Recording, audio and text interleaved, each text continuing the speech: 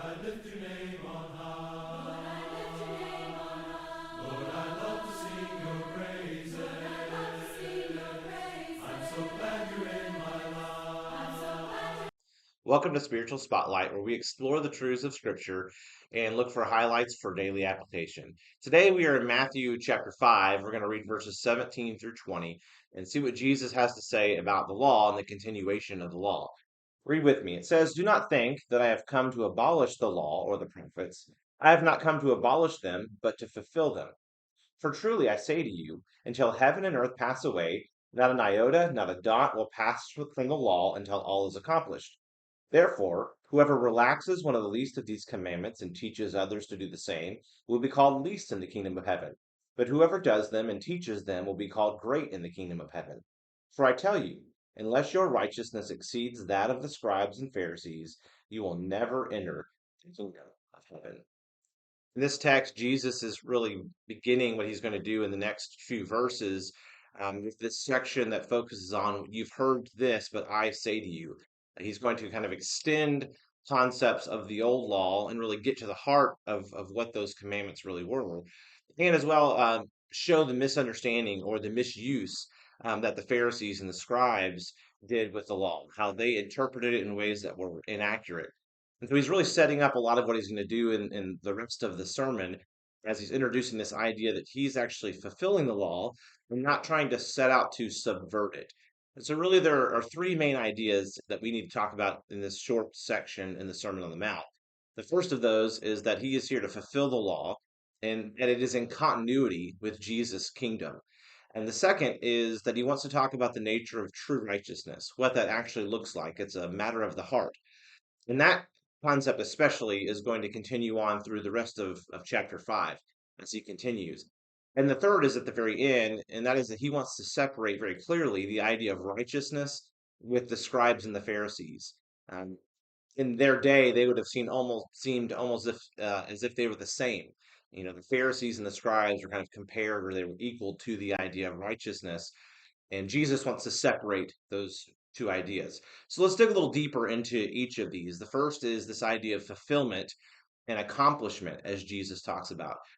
He was not coming to destroy the law, which probably would have been the accusation, and ultimately was the accusation against Jesus, that he was speaking against the law, he was speaking against the temple, he was a rebel, he was looking to undo the law of Moses.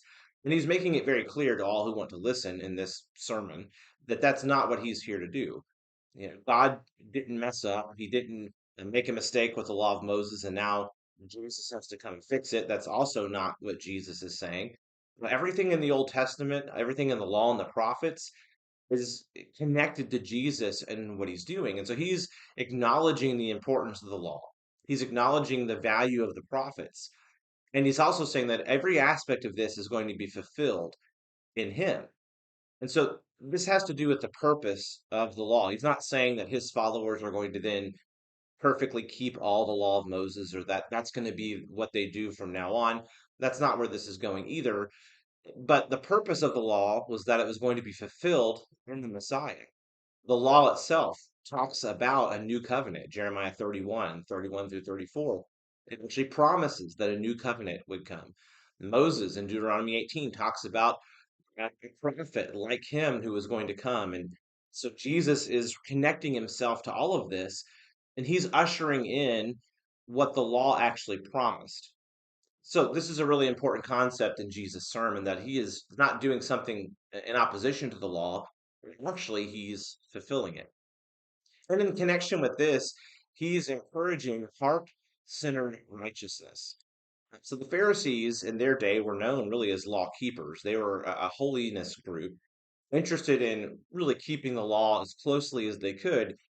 And in that focus, they had made up a bunch of their own rules about the law in an effort to not break the law itself. But unfortunately, it really had become focused on the externals, especially among the rulers that we encounter a lot here with Jesus and the conflicts that they had. There are quite a few Pharisees, and we're only getting one picture of them in Scripture. Now, I mean, there was probably a lot of really good Pharisees, and many of them ultimately came to Christ. We see that happening through the Scriptures. But a lot of the conflicts are with those who are so focused on their version of the law and their interpretation of the law that clearly they're missing its fulfillment in Jesus Christ. And in those conflicts, they'd already been taking place. And so Jesus needs to point out what true righteousness looks like. It's not the Pharisees' perversion of the law or the externals tied to the law, things like the dietary codes or circumcision, or being left when you give money to the treasury or those types of things. Doing the will of God's always important, but Jesus wants to point out that it's the heart that truly matters. And so he's going to continue on in his sermon, as we'll see in later videos, to talk more about that. And so then in connection to that, not only is their importance in heart-centered righteousness, but he needs to show that separation between what that is and who the Pharisees are. And so this may be hard for us to understand because we're so used to seeing the negative side of the Pharisees.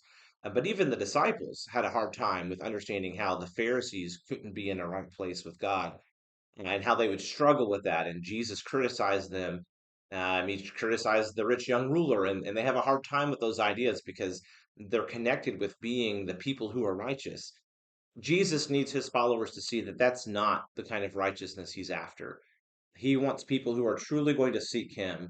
The people who are going to enter the kingdom of heaven are going to be those whose righteousness exceeds that of the scribes and Pharisees. And he's going to have a lot more to say with that in the coming words of the sermon. But it's these three concepts that will really push us forward into the rest of what we're going to do in chapter 5 of the Sermon on the Mount. That Jesus is fulfilling the law, he's not trying to destroy it.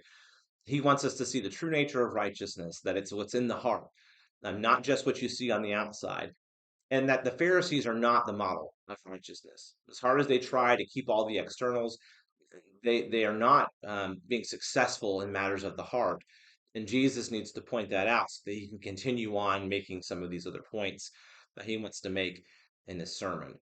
So that's what Jesus is doing here in this short section in the Sermon on the Mount, understanding the importance of law and how important it is not to abandon law, not to keep law, because he's saying here that even the people who are following him are going to keep every part of the law. He's not trying to push people to see that law isn't important or that you don't have to obey.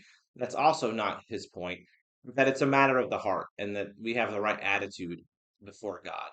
So I appreciate you watching Spiritual Spotlight. Please like and subscribe, and you'll be notified of future videos. We'll continue on next time talking about anger and reconciliation. Have a blessed day.